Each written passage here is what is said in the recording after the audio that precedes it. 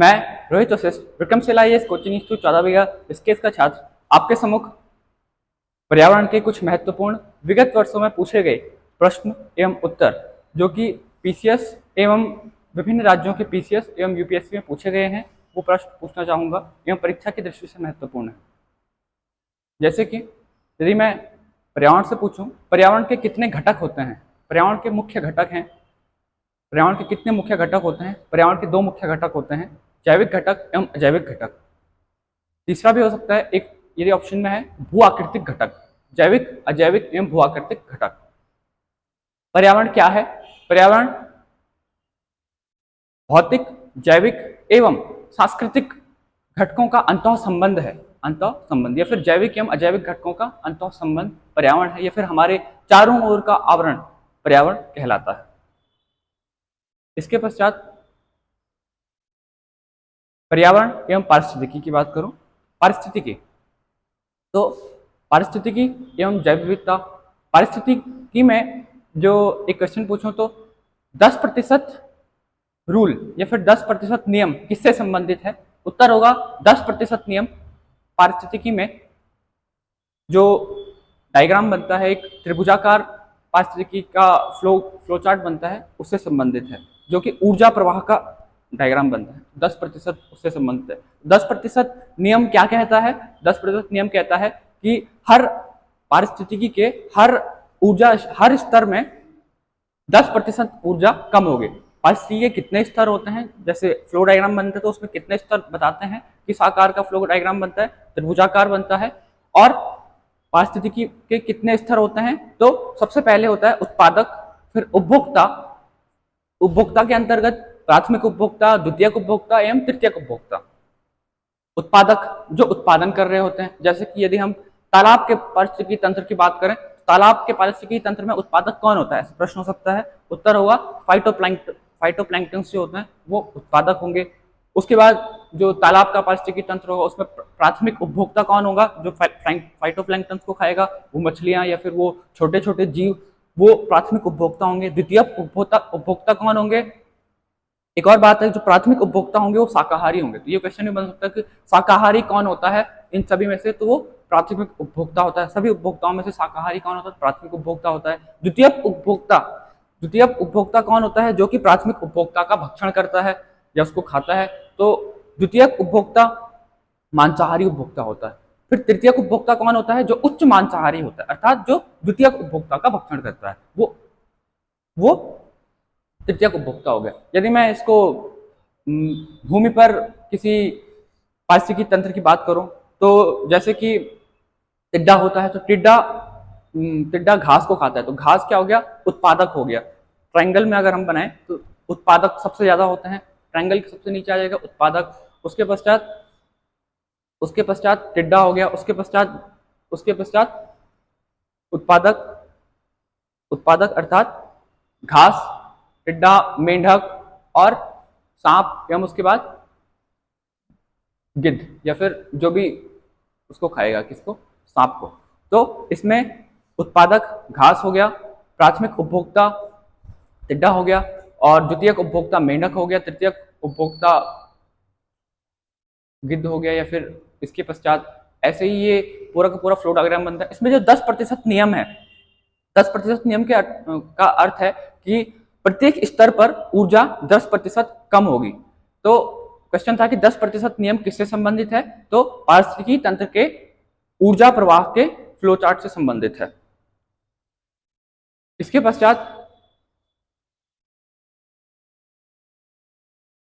पश्चात यदि मैं पर्यावरण प्रदूषण पे आऊं, तो पर्यावरण प्रदूषण में अम्ल वर्षा किन दो रसायनों की वजह से होती है मुख्यतः? तो उत्तर होगा कि नाइट्रोजन किन दो रसायनों या फिर किन दो गैसों की वजह से होती है? तो उत्तर होगा नाइट्रोजन डाइऑक्साइड एवं सल्फर डाइऑक्साइड। नाइट्रोजन डाइऑक्साइड एवं सल्फर डाइऑक्साइड। अम्ल वर्षा में किन दो अम्लों का निर्माण होता है? तो नाइट्रिक अम्ल एवं सल्फ्यूरिक अम्ल। नाइट्रिक अम्ल अर्थात HNO3 और सल्फ्यूरिक अम्ल अर्थात H2SO4 कम डाइल्यूट अवस्था में इन अम्लों का निर्माण होता है अम्ल वर्षा में। इसके पश्चात अन्य यदि प्रश्न पूछो तो अम्ल वर्षा सबसे अधिक किस देश में होती है पूरे विश्व में, तो उत्तर होगा नॉर्वे। और यदि एक और ऑप्शन आता है तो कनाडा, नॉर्वे एवं कनाडा में सबसे अधिक अम्ल वर्षा होती है। इसके पश्चात अम्ल वर्षा, अम्लीय वर्षा, अम्लीय वर्षा के बाद यदि मैं वायु प्रदूषण पे आऊं तो वायु प्रदूषण के मुख्य जो गैसें हैं वो कौन कौन सी हैं। तो वायु प्रदूषण में मुख्य गैसें CO, carbon monoxide, carbon monoxide जिसे कि हम जिसको दमा घोटू या फिर दम घोटू क्या कहते हैं, दम घोटू गैस भी कहते हैं। CO, carbon monoxide, carbon monoxide का कितना परसेंट वायु प्रदूषण में आता है, तो 50% भाग वायु प्रदूषण में कार्बन मोनोऑक्साइड का होता है, कार्बन मोनोऑक्साइड। इसको दम घोटू क्यों कहा जाता है, क्योंकि ये रक्त में जो हीमोग्लोबिन होता है उसमें रक्त में हीमोग्लोबिन के साथ क्रिया करके वो हीमोग्लोबिन के साथ बाइंड अर्थात जुड़ जाता है। जैसे कि अभी हम सांस लेते हैं, ऑक्सीजन हीमोग्लोबिन के साथ जुड़ती है और हीमोग्लोबिन वाहक की तरह कोशिकाओं तक पहुंचाता है। परंतु जब कार्बन मोनोऑक्साइड हम श्वास के साथ लेंगे, कार्बन मोनोऑक्साइड की जो क्षमता होती है हीमोग्लोबिन के साथ जुड़ने की, वो 300 गुना ज्यादा होती है किससे, ऑक्सीजन से। तो वो ऑक्सीजन से अधिक तेजी से, 300 गुना अधिक तेजी से वो हीमोग्लोबिन के साथ जुड़ेगा और कोशिकाओं तक पहुंच जाएगा, जिससे कि कोशिकाओं तक ऑक्सीजन नहीं पहुंच पाएगी और हमारी जो श्वास है वो सफल नहीं हो पाएगी। इसके पश्चात तो ये इसको इसीलिए दम घोटू गैस कहा जाता है, किसको, CO या फिर वायु प्रदूषक, जो कि 50% वायु प्रदूषक होती है, carbon monoxide, C capital O capital. इसके पश्चात CO2 एक ग्रीन हाउस गैस है। तो ग्रीन हाउस गैसों में जो प्रमुख गैस है वो कौन सी है, CO2 है। और ग्रीन हाउस गैसों में और प्रमुख गैस कौन सी है, तो CH4 मीथेन इसकी सेकंड प्रमुख गैस है। तो प्रथम प्रमुख गैस कौन सी है, CO2, द्वितीय है CH4 या फिर मीथेन जो है वो 20% रोल अदा करती है किसमें, ग्रीन हाउस गैस में, ग्रीन हाउस गैसों में। CH4 जो है वो धान के खेतों से कौन सी गैस निकलती है, धान के खेतों से CH4 या फिर मीथेन गैस उत्सर्जित होती है या फिर निकलती है धान के खेतों से। इसके पश्चात ये CH4 जो है, CO2 जो है, ये ग्रीन हाउस गैसेस हैं। और भी ग्रीन हाउस गैसेस हैं। तो अम्ल वर्षा के गैसेस कौन कौन सी थी, SO2 एवं NO2। तो इनके साइड इफेक्ट्स भी होते हैं। इनके साइड इफेक्ट जैसे कि CO2 का ग्रीन हाउस गैस पे तो वैश्विक जलवायु में जो परिवर्तन हो रहा है उसमें CO2 का योगदान है और CH4 का योगदान है, ग्रीन हाउस सभी गैसों का योगदान है। अम्लीय वर्षा के जो भी असर होते हैं वो त्वचा कैंसरों में होते हैं। जैसे कि अम्लीय वर्षा जो SO2 और NO2 गैसें हैं उनका जो असर होता है वो मानव शरीर के किस भाग में या फिर जीवों के किस भाग में होता है, तो त्वचा कैंसर। और जो पराबैंगनी किरणें होती हैं, पराबैंगनी किरणों का असर किस भाग में होता है, तो उसका भी असर त्वचा कैंसर में होता है। यदि मैं अन्य गैसों जैसे कि अन्य गैस हैं या फिर अन्य जो मेटल हैं या फिर धातुएं हैं, जैसे पारा का असर किस भाग में पड़ता है या फिर पारा के द्वारा कौन सी डिजीज ह्यूमंस में होती है, तो वो होती है, या ह्यूमंस में या फिर जीवों में होती है, तो वो होती है मिनी माता रोग, जो पारे के कारण होता है। और पारा जो होता है उदर अर्थात पेट में असर करता है। इसके पश्चात जो लेड है या फिर PB है, सीसा है, वो किस पे असर करता है, मानव के किस भाग पे असर करता है, तो वो मानव के सेंट्रल नर्वस सिस्टम या फिर केंद्रीय तंत्रिका तंत्र या फिर मस्तिष्क में असर करता है। यदि हम देखें तो कौन करता है, वो करता है लेड या फिर पारा। इसके पश्चात यदि हम कैडमियम को देखें तो कैडमियम मानव के किस भाग को क्षतिग्रस्त या फिर क्षति पहुंचाता है, तो रक्त कैंसर को कैडमियम क्षति पहुंचाता है। इसके पश्चात यदि हम अन्य मेटल्स को देखें तो ये क्षति पहुंचाते हैं ह्यूमंस को या फिर जीवों को। वायु प्रदूषण। इसके पश्चात यदि मैं आगे बढ़ूं मृदा प्रदूषण पे, तो मृदा प्रदूषण एक कथन कारण में आ सकता है कि जो मृदा प्रदूषण है वो औद्योगिक प्रदूषण से अधिक क्षति पहुंचाता है।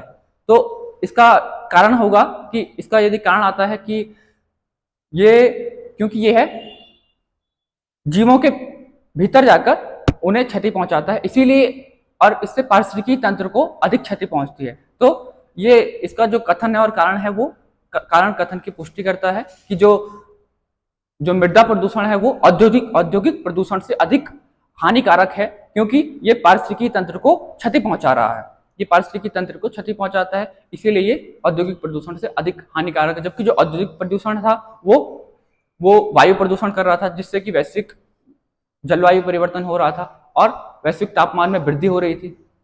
तो वो लॉन्ग टर्म के लिए है, पारिस्थितिकी तंत्र अधिक जल्दी क्षतिग्रस्त होता है। इसके पश्चात यदि मैं आगे बढ़ूं तो जल प्रदूषण का मापक क्या होता है कि जल प्रदूषण को हम किससे मापते हैं? तो जल प्रदूषण एक आता है इसमें टर्म बीओडी अर्थात bio oxygen demand, biofuel oxygen demand, अर्थात जिसमें हम ऑक्सीजन की मात्रा, जल में ऑक्सीजन की मात्रा की जांच करते हैं। इससे हमें जल प्रदूषण का पता चलता है। जल प्रदूषण में हम किस तत्व की जांच करते हैं? तो ऑक्सीजन की जांच करते हैं। ऑक्सीजन की जितनी कमी होगी उतना जल प्रदूषण अधिक होगा। इसके पश्चात जल प्रदूषण सबसे अधिक किस नदी में है भारत में? तो वो है दामोदर नदी में जल प्रदूषण है। इसके पश्चात जल प्रदूषण का एक महत्व तत्व जो है वो कौन सा है? तो एक आर्सेनिक तत्व जल प्रदूषण में होता है। इसके पश्चात यदि मैं आगे बढ़ूं तो जैव विविधता, यदि मैं जैव विविधता पे आऊं तो जैव विविधता के पिता किसे कहा जाता है? तो ईओ विल्सन जी को जैव विविधता का पिता कहा जाता है। ऐसे ही एक बॉटनिकल नॉमेनक्लेचर होता है, उसके पिता किसे कहा जाता है? उसके पिता कैरोलस लिनियस को कहा जाता है। जैव विविधता पे वापस आए, जैव विविधता के पिता ईओ विल्सन को कहा जाता है। जैव विविधता क्या होती है? तो जैव विविधता किसी निश्चित स्थान पर या फिर किसी निर्धारित स्थान पर पाए जाने वाले पादप एवं जंतुओं की संख्या को जैव विविधता कहते हैं, और ये प्रति हजार पे नापी जाती है कि प्रति हजार जंतुओं की जातियों में विविधता, जो पादप एवं जातियों की जो विविधता है उसको हम जैव विविधता कहते हैं। तो इसके पश्चात जो जैव विविधता है, जैव विविधता की विशेषता क्या है? जैव विविधता की विशेषता है कि यह पारिस्थितिकी तंत्र में बेहद महत्वपूर्ण होती है। पारिस्थितिकी तंत्र में जैव विविधता का अहम योगदान है। इसके पश्चात यदि मैं जैव विविधता से अन्य प्रश्न पूछूं तो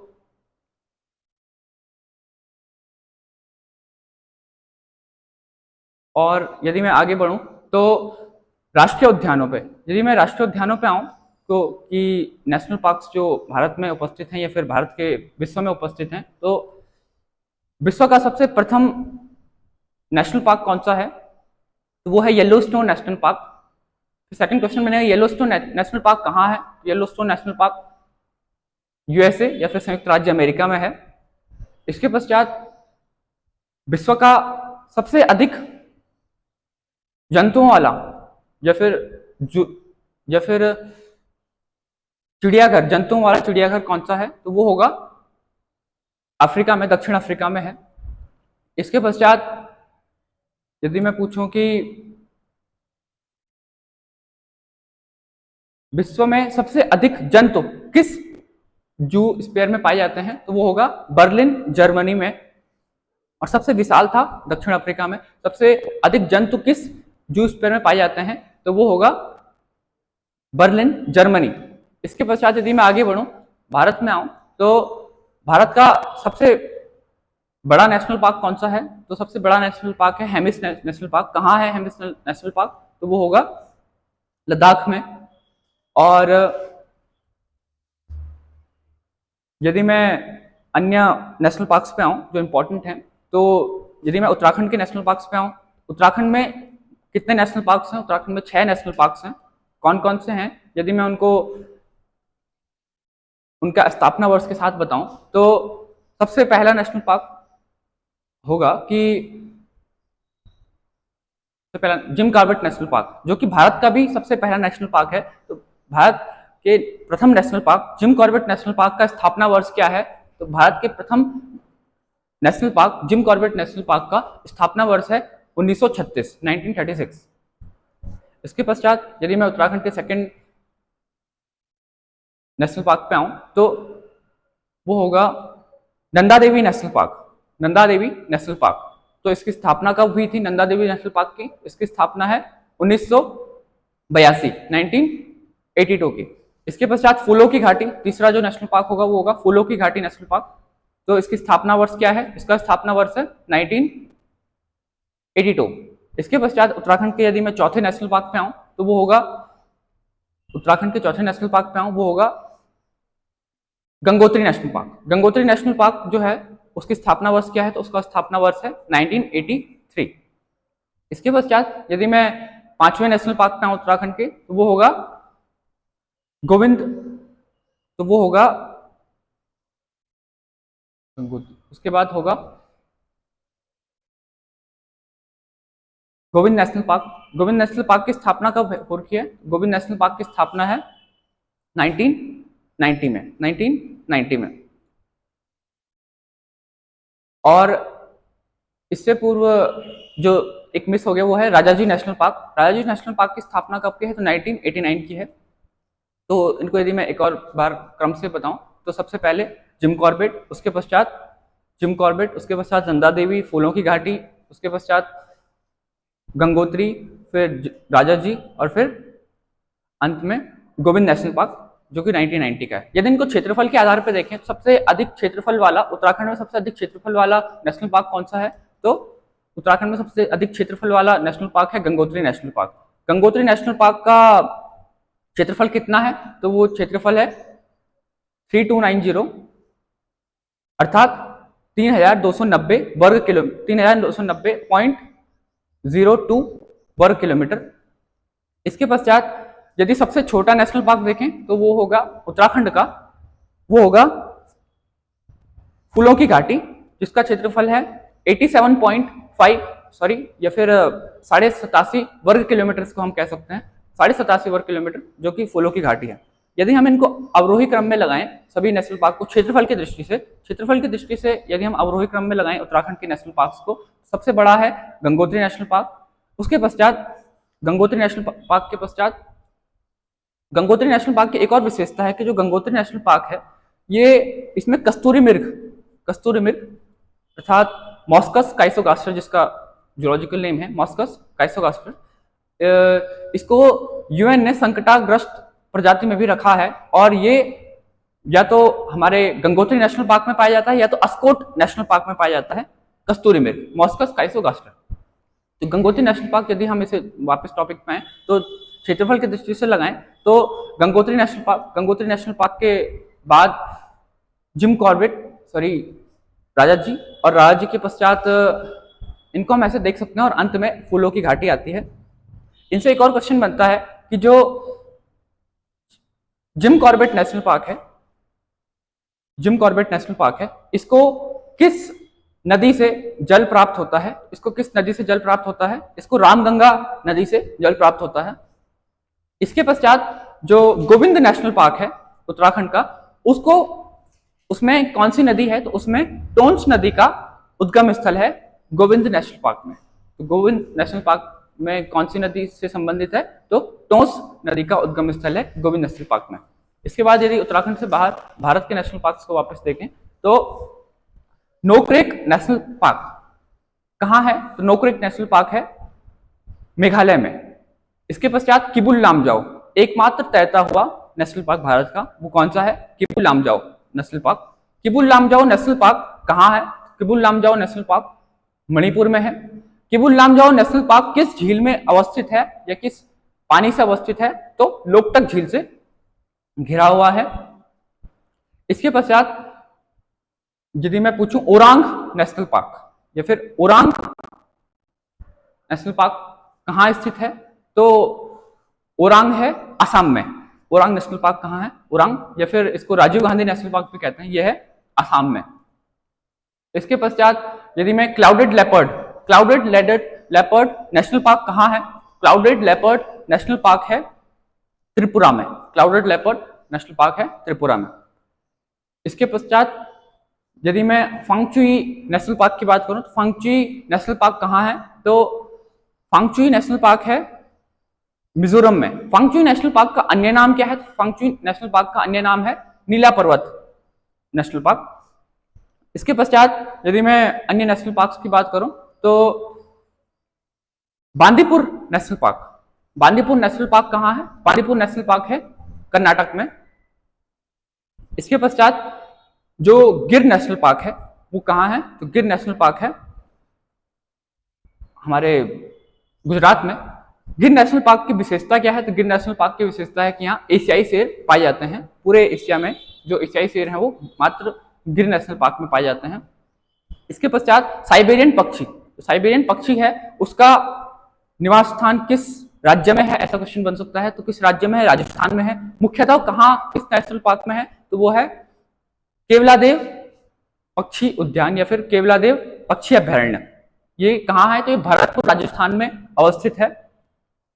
इसके पश्चात यदि मैं बात करूं अन्य राष्ट्रीय पार्कों की तो जो काजीनाग राष्ट्रीय पार्क है, काजीनाग राष्ट्रीय पार्क कहाँ है? काजीनाग राष्ट्रीय पार्क है हमारे जम्मू कश्मीर में। जम्मू कश्मीर जो काजीनाग राष्ट्रीय पार्क है इसकी मुख्य विशेषता क्या है? इसकी मुख्य विशेषता है कि यहाँ 17 प्रकार की तितलियों की प्रजातियां पाई जाती हैं काजीनाग राष्ट्रीय पार्क में। इसके पश्चात यदि मैं मानस की बात करूं कि मानस राष्ट्रीय उद्यान या फिर मानस नेशनल पार्क कहाँ है? तो वो है असम में। अब यदि मैं आगे बढ़ूं तो यूनेस्को की विरासत सूची में किन राष्ट्रीय पार्कों का उल्लेख है या किन नेशनल पार्कों का उल्लेख है? तो 7 मुख्यतः नेशनल पार्कों का उल्लेख है या फिर स्थानों का उल्लेख है।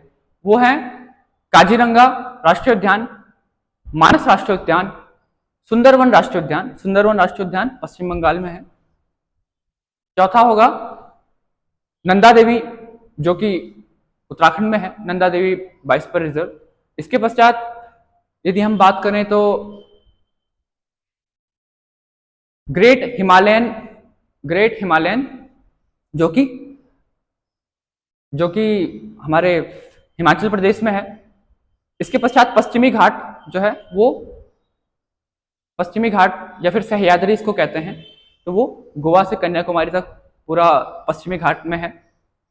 ये सब यूनेस्को की विरासत सूची में है। इसके बाद जो केवलादेव था, केवलादेव पक्षी अभयारण्य, वो भी विश्व विरासत सूची में स्थापित है। इसके बाद यदि दिवसों की बात करूं तो जो विश्व विरासत सूची का दिवस है, विश्व विरासत दिवस जो है वो कब है? तो वो 18 मई या फिर 18 मई को विश्व विरासत दिवस मनाया जाता है। 18 अप्रैल मई ऐसे है। इसके पश्चात यदि मैं बात करूं तो 22 अप्रैल को कौन सा दिवस होता है? तो 22 अप्रैल को पृथ्वी दिवस होता है, विश्व पृथ्वी दिवस। 22 मार्च को कौन सा दिवस होता है? तो 22 मार्च को कौन सा दिवस होता है? तो 22 अप्रैल 22 मई को कौन सा दिवस होता है? 22 मई को होता है विश्व जैव विविधता दिवस। इसके पश्चात 21 मई को कौन सा दिवस होता है? तो विश्व वानिकी दिवस। 21 अप्रैल को होता है, सॉरी 21 अप्रैल को कौन सा दिवस होता है? तो 21 अप्रैल को विश्व वानिकी दिवस होता है। 20 अप्रैल को कौन सा दिवस होता है? तो 20 अप्रैल को विश्व गौरैया दिवस होता है। और 23 अप्रैल को कौन सा दिवस होता है? तो 23 अप्रैल को विश्व मौसम विज्ञान दिवस होता है। तो और विश्व वन्य जीव दिवस कब होता है? तो विश्व वन्य जीव दिवस होता है 3 अप्रैल को।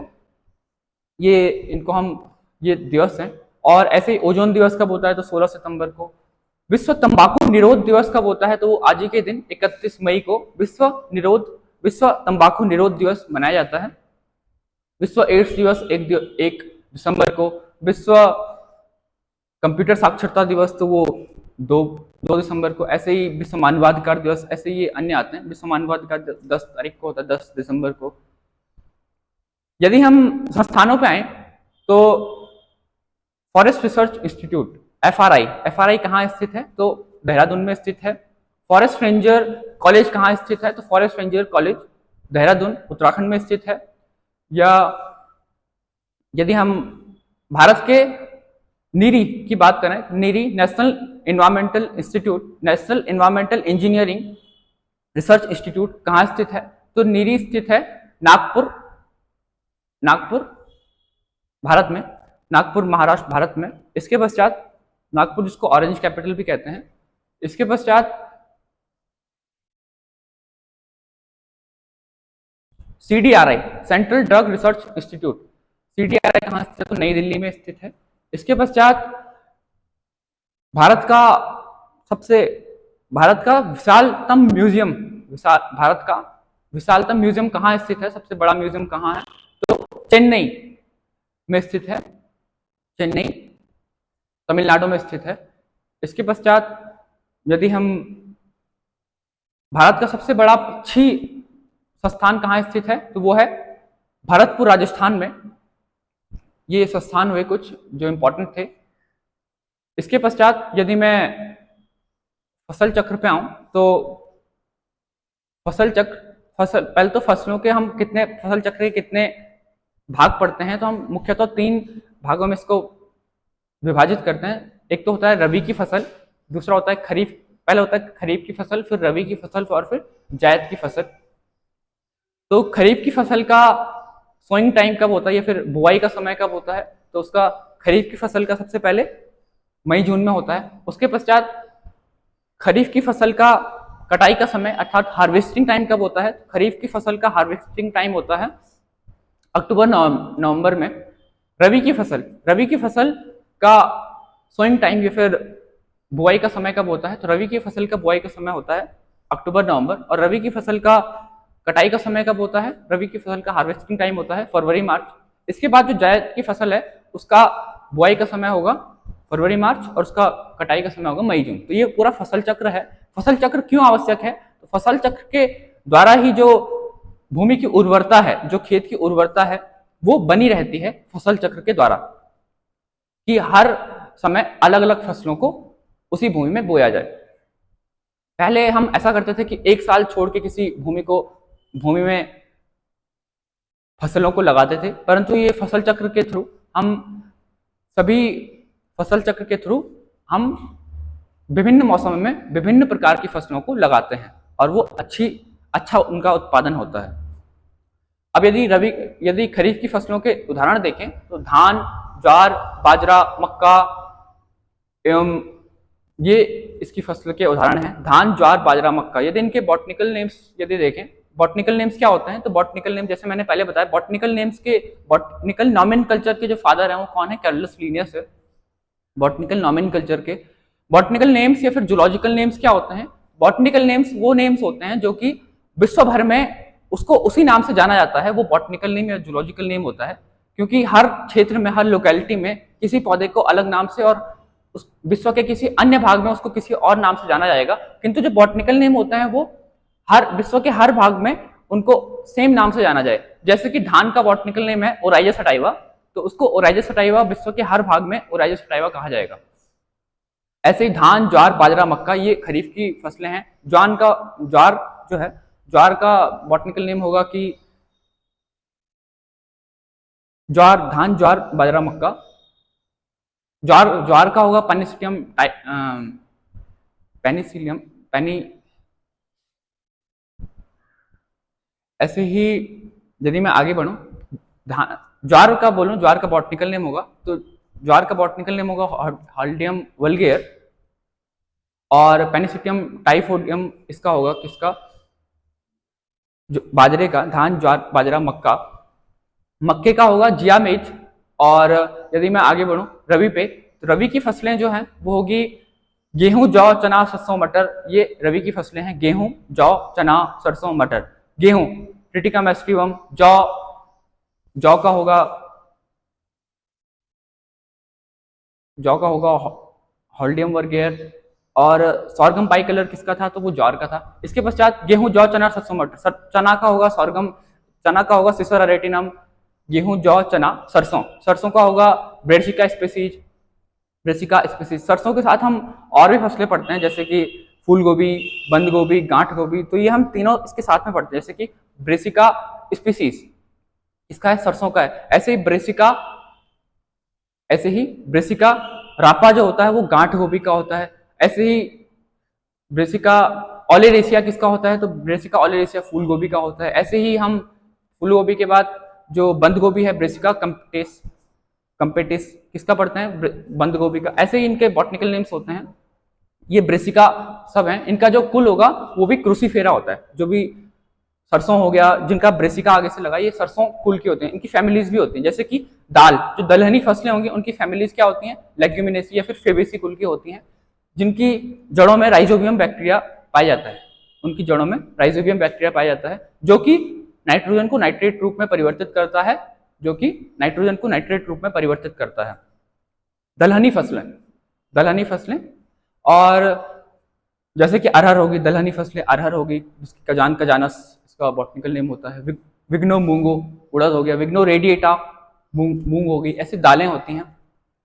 सोयाबीन ग्लाइसिन मैक्स, जिसमें सबसे अधिक प्रोटीन पाया जाता है। सबसे अधिक प्रोटीन किस दाल में पाया जाता है, तो सोयाबीन में पाया जाता है। 42% इसमें प्रोटीन पाया जाता है सोयाबीन में। ग्लाइसिन मैक्स इसका बॉटनिकल नेम है। इसके बाद यदि हम जायद की फसलों पे आए, रबी की फसलें गेहूं, जौ, चना, सरसों, मटर का पाइसम सटाइवम होता है, और मटर भी एक दाल है, तो मटर का कुल भी क्या होगा, फेबेसी होगा या फिर लेग्यूमिनेसी होगा। और जो भी घास वाली फसलें हैं जैसे कि गेहूं है, धान है, इनका जो कुल होगा, इनका कुल क्या होता है, इनका ग्रेमिनी कुल होता है। ग्रेमिनी तो धान या फिर गेहूं है, इनका कुल क्या होगा, इनका ग्रेमिनी कुल होता है।